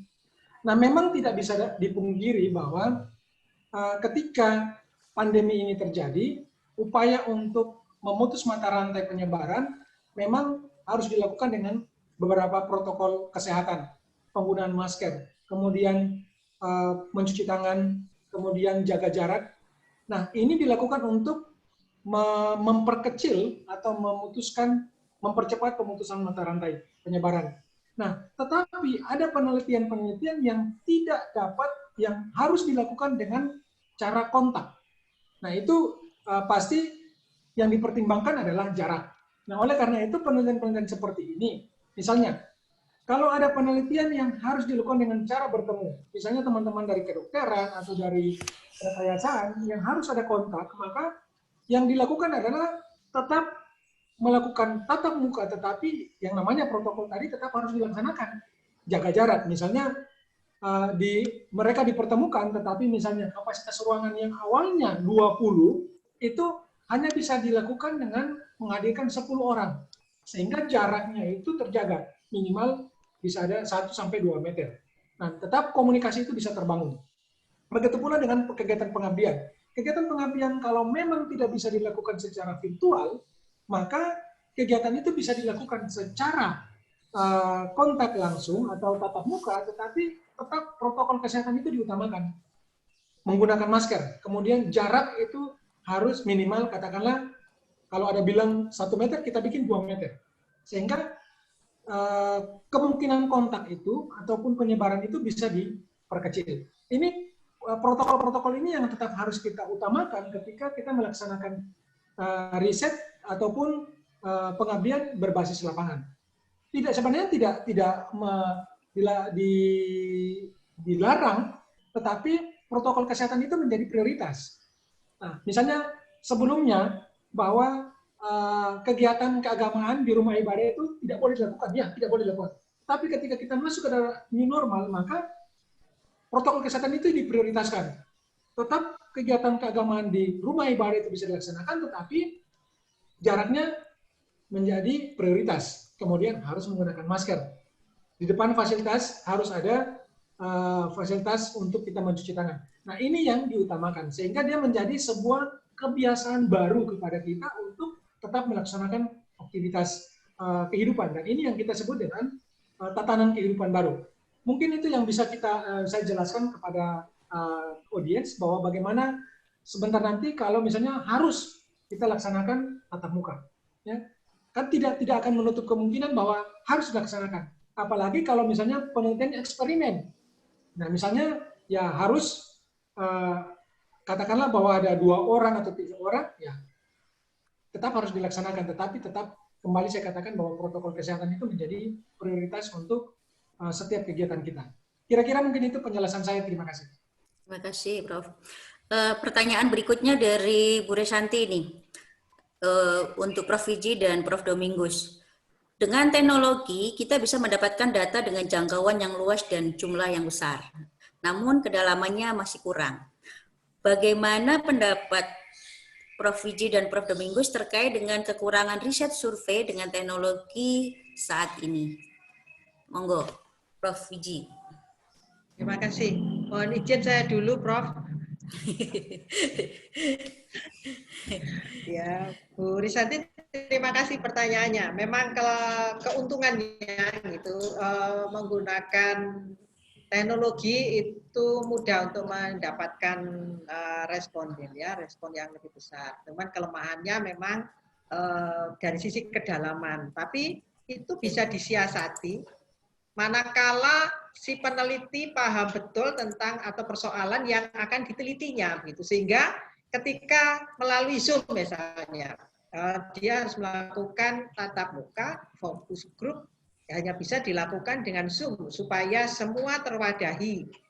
Artinya jumlah tidak dikurangi karena physical distancing, karena pentingnya pandangan masing-masing orang. Maka kemudian kedalamannya, atau kalau kita mau penelitian grounded misalnya, saya perlu ketemu sama Pak Lurah, Pak Camat, pemuka adat misalnya, ya bisa melalui Zoom. Tetapi kedalamannya sangat ditentukan oleh peneliti itu. Bagaimana kompetensi dia untuk mampu mengungkap dengan dengan cara-cara yang dia kuasai untuk bisa membuat si Pak Lurah, Pak Camat atau responden yang kita ajak untuk diskusi itu mengungkapkan semua yang kita inginkan gitu. Itu sangat memang ditentukan oleh seberapa lihai dan ahlinya si peneliti untuk menggali atau mencari tahu kepada si audience atau responden ataupun si informan untuk menyampaikan data-data atau informasi yang sangat-sangat kita butuhkan dan itu menjadi kunci bagi kita. Tetapi memang ada beberapa penelitian grounded yang kita justru harus terlibat di dalamnya dalam kehidupannya. Nah, itu yang memang agak susah. Gitu ya. Untuk kehidupan tertentu misalnya kita ingin mengungkap bagaimana adat istiadat suatu masyarakat di Tengger misalnya. Kita kan harus hadir di sana, bagaimana budaya mereka, bagaimana menyikapi kalau ada persoalan, bagaimana menggali mereka menyelesaikan masalahnya. Nah itu, tapi kan bisa tidak harus setiap saat kita lakukan di sana. Itu hanya tambahan kedalaman gitu. Maka bisa dilakukan dengan teknologi tertentu. Kalau tidak bisa dengan Zoom karena di sana sinyalnya misalnya nggak ada, bisa digantikan dengan metode yang lain, bisa misalnya dengan WA kalau di sana masih ada telekomunikasi yang bisa digunakan, maka semaksimal mungkin itu digunakan. Kemudian untuk lebih mendalami, kita tidak perlu sebanyak yang biasanya. Biasanya kita harus terlibat 1 minggu tinggal di sana, barangkali ke sana kita hanya untuk sekedar mendalami apa yang sudah kita temukan, titik-titik yang kita temukan, tetapi kita sebagai peneliti merasa belum maksimal untuk memperoleh informasi terhadap yang sudah disampaikan pada saat diskusi, itu saja yang didalami sehingga tidak perlu terlalu lama untuk tinggal di suatu tempat dan berinteraksi dengan banyak orang. Saya kira itu Bu Umu. Iya, terima kasih Prof. Monggo Prof. Domingus. Ya, terima kasih. Saya sependapat dengan Prof. Wiji tadi sudah disampaikan. Jadi sebenarnya tergantung dari peneliti yang melaksanakan penelitian survei tersebut. Nah, dia sebenarnya harus merancang sedemikian rupa dengan teknologi yang ada, kira-kira data yang dia biasa dapatkan itu sejauh mana. Kemudian dengan menggunakan cara-cara tertentu atau menggunakan key person ataupun sumber-sumber yang lain yang bisa digunakan untuk menggali lebih banyak informasi.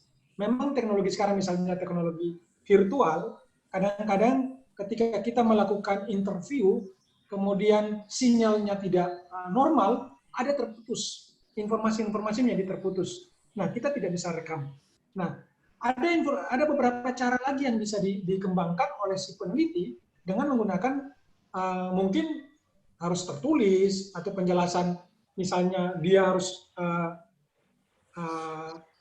yang diinterview itu harus menulis atau merekam, baru kemudian dikirim untuk kemudian dia olah lagi, ataukah memang kalau tidak ada cara lain dia harus turun ke lapangan, ya, turun ke lapangan atau mungkin menugaskan orang lain yang dekat dengan lokasi ataupun yang ada tinggal di lokasi yang tahu persis atau memahami tentang penelitian yang sedang dilaksanakan. Nah, ini tergantung peneliti bagaimana dia mensiasati. Nah, soal kedalaman memang menjadi kebutuhan. Kalaupun data yang didapatkan belum begitu maksimal, maka sebagai peneliti dia harus memberikan rekomendasi baru untuk sebuah penelitian itu dilanjutkan dengan menghasilkan data yang lebih banyak lagi. Jadi penelitiannya kan menjadi lebih panjang untuk mendapatkan data yang lebih komprehensif. Mungkin kira-kira itu yang bisa saya sampaikan. Terima kasih. Terima kasih Prof. Domingus. Tadi beberapa saya lihat ada yang raise hand untuk hostnya. Monggo yang Bapak, kalau nggak salah Bapak Toman sama Bapak Riza Faisal. Barangkali beliaunya mungkin mau menanyakan langsung terkait dengan materi hari ini. Adakah Bu Presyanti, adakah Pak Toman atau Pak Riza Faisal? Tadi raise hand, barangkali beliau mau menanyakan secara langsung terkait dengan materi hari ini. Silakan kalau ada hostnya, mohon di unmute punya beliaunya. Ini Pak Riza Faisal. Pak Riza. Nggak ada ya? Oke, kalau memang tidak ada,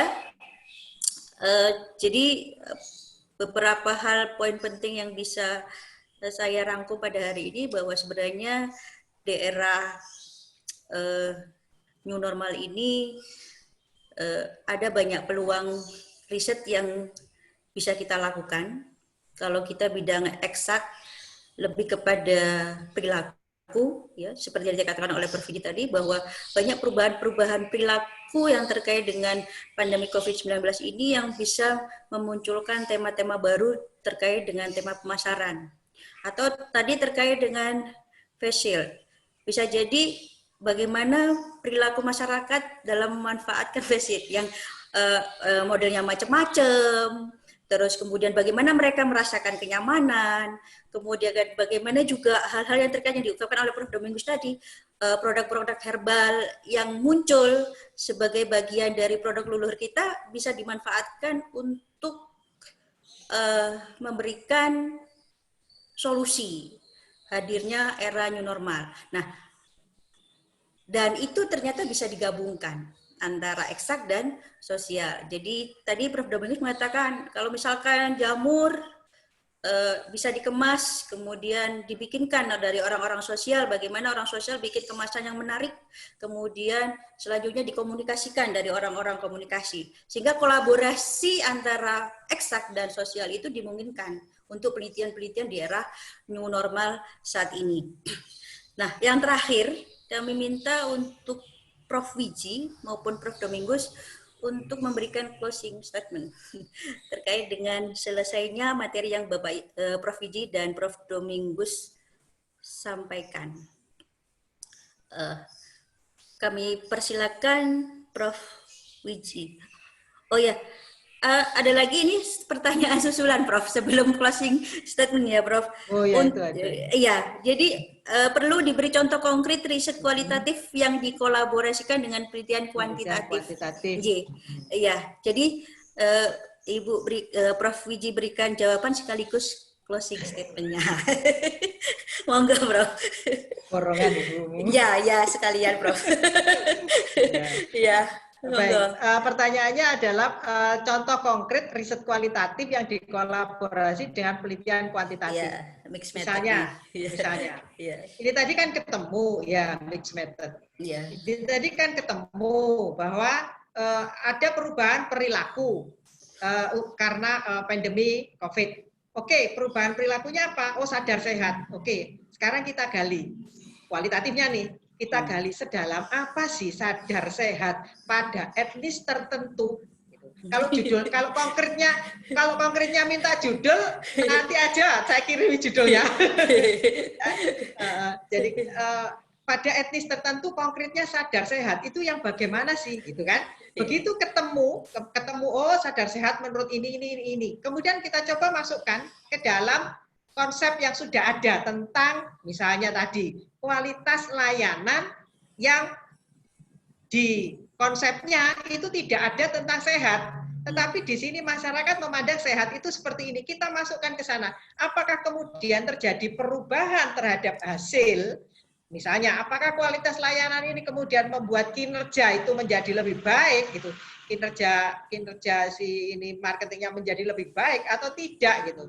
Karena kualitas layanan yang ditawarkan tadi kan di etnis tertentu gitu. Meskipun ada tingkatan kesadaran tentang kesehatan. Jadi yang pertama kita menggunakan pendekatan penggalian konsepsi tentang apa sih sehat menurut mereka gitu. Nah, itu kualitatif. Kemudian ketika kita sudah ketemu konsep sehat itu, kita masukkan ke dalam konsep yang sudah ada tentang teori pada produk tertentu atau pada jasa tertentu, apakah ini kemudian bisa masuk di situ sebagai indikator atau indikasi. Nah, sehingga kita harus memang menggunakan yang sekarang kita kenal mixed method. Tadinya kan juga kita nggak terjadi debatable, orang pada ribut, ini kualitatif, ini kuantitatif, itu paham, ini paham. Kenyataannya udah nggak usah ribut, paham, ini bisa digabungkan kok menjadi mixed methodnya. Jadi kalau konkretnya berhubungan dengan judul, nanti aja Pak langsung. Bapak ya kalau nggak salah tadi. Kalau judul ya Pak, tapi kalau sisi pendekatan itu yang bisa dilakukan. Oke, kemudian penutupnya, sebetulnya tidak ada penelitian itu yang selesai. Tidak ada penelitian yang selesai dan tidak ada penelitian itu yang sempurna. Jadi pasti ada sisi keterbatasannya. Maka kemudian itulah langkah awal yang bisa kita lakukan untuk melakukan penelitian-penelitian berikutnya. Dari apa? Keterbatasan dari penelitian terdahulu, dari ketidaklengkapan penelitian terdahulu, dari ketidakdalaman penelitian terdahulu, ataupun konsep yang ada sebelumnya. Jadi jangan pernah berhenti untuk melakukan kajian penelitian, karena tidak ada penelitian itu yang selesai dan tidak ada penelitian itu yang sempurna. Saya kira itu semua ada keterbatasannya. Saya kira itu Bu Umu yang bisa saya sampaikan. Ayo penggiat penelitian banyak-banyak mengajukan penelitian. Terima kasih, mohon maaf kalau ada kekurangan. Terima kasih Prof. Puji. Sebelum closing statement Prof. Domingus, barangkali ini ada satu pertanyaan tertinggal. Jadi sekalian nanti dijawab dulu baru closing statement ya. Ini dikatakan di sini apa alat ukur untuk menguji data menggunakan mixed method. Jadi monggo Prof. Domingus sekaligus closing statement. Monggo Prof.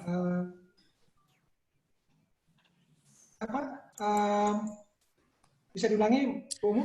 Iya, alat ukur, apa alat ukur untuk menguji data dengan menggunakan mixed method. Tadi kan Prof. Wiji sudah bagaimana menggabungkan kualitatif dan kuantitatif. Nah, ini pertanyaan dilanjut gitu. Apa alat ukur untuk menguji data dengan menggunakan mixed method? Silakan Prof. sekaligus closing statement-nya. Terima kasih. Jadi biasanya dalam pengujian itu kita menggunakan beberapa pendekatan. Ada beberapa pendekatan, misalnya di dalam ilmu-ilmu tertentu, misalnya pendekatan statistika. Misalnya kita mau uji pakai pendekatan apa. Jadi kalau statistika, uji statistik, apakah memang dia memberikan respons nyata, tidak nyata. Nah ini salah satunya. Kemudian ada juga kita bisa menggunakan beberapa umpan balik, ya. Jadi misalnya ada yang memberikan respons bahwa ya ini hasilnya memuaskan, hasilnya tidak memuaskan. Jadi ada beberapa pendekatan yang bisa dilakukan, tetapi dalam sains biasanya kita menguji itu dengan menggunakan pendekatan statistika. Beberapa yang umumnya seperti itu. Nah kemudian sebagai closing statement, sebenarnya ketika kita memasuki new normal atau tatanan baru, itu adalah sebuah penyesuaian diri kita dengan kebiasaan baru. Ketika kita di era normal, kita tidak pernah menggunakan masker, kita tidak menggunakan face shield, kita tidak menggunakan batasan jarak, tetapi ketika ada tuntutan untuk menyesuaikan diri, maka kita harus melakukan, kecuali kita tidak mau bersahabat dengan new normal. Artinya kalau kita tidak menerimanya, berarti kita siap untuk kalah. Kita siap untuk keluar dari era new normal itu. Itu jadi apapun yang terjadi, tidak ada pilihan. Agar kita tetap survive, maka tidak ada pilihan, kita harus mengikuti protokol yang disiapkan untuk kita masuk dalam tatanan baru.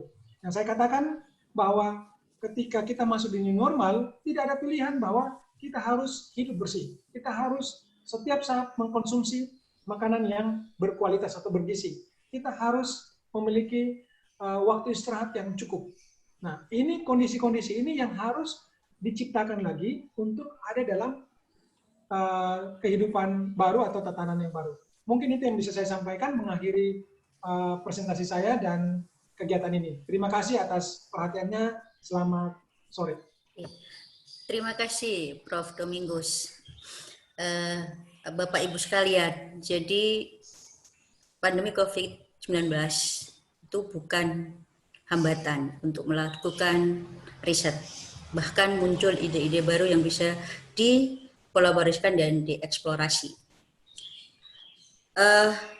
Tema tadi, pertanyaan terakhir tadi, mungkin bisa jadi tema baru bagi ikatan dosen untuk mengupas tuntas bagaimana memadukan konsep pendekatan kualitatif dan pendekatan kuantitatif sekaligus metodenya untuk acara sharing session mendatang.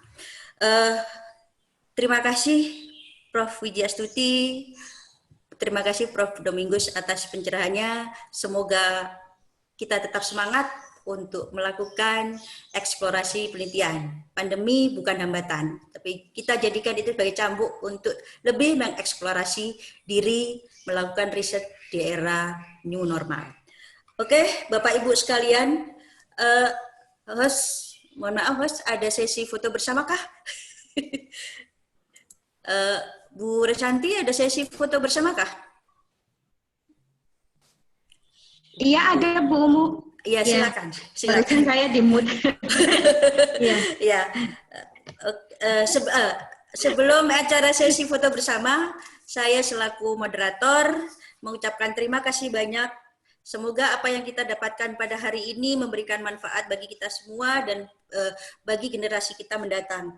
Saya akhirnya Assalamualaikum warahmatullahi wabarakatuh. Selamat sore Bapak Ibu semua. Monggo Bu Resanti. Ya, terima kasih buat Ibu Dr. Umu Khoirul selaku moderator hari ini. Terima kasih juga kepada narasumber kita yang luar biasa ilmunya hari ini, perpaduan antara sosial dan eksakta hari ini yang memberikan kita ide-ide baru ya. Oh iya ya, mungkin kita bisa teliti tentang jamur. Tadi saya juga baru tahu ada kulit jeruk itu ternyata bisa buat menambah daya tahan tubuh. Nah, untuk sebelum acara hari ini selesai, boleh minta tolong pada Bapak Ibu untuk kameranya bisa di-on-kan. Coba kita foto session bersama hari ini, virtual fotonya. Yang masih bisa di-on-kan, mohon kita on-kan hari ini. Oke, saya hitung, kita akan foto bersama. Bentar, ya, 1, 2, 3. Ya, mungkin boleh minta jempolnya mungkin yang masih. Oke.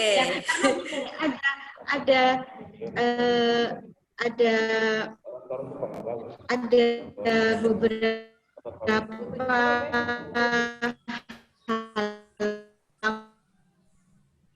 Ayo, silakan Bu Resanti.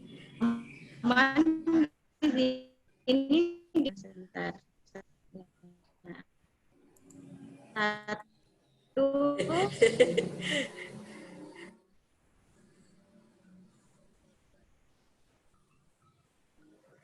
Oke. Nah, boleh lagi ini? Slide 2 sudah Bu Resanti. Ya, supaya semuanya kebagian.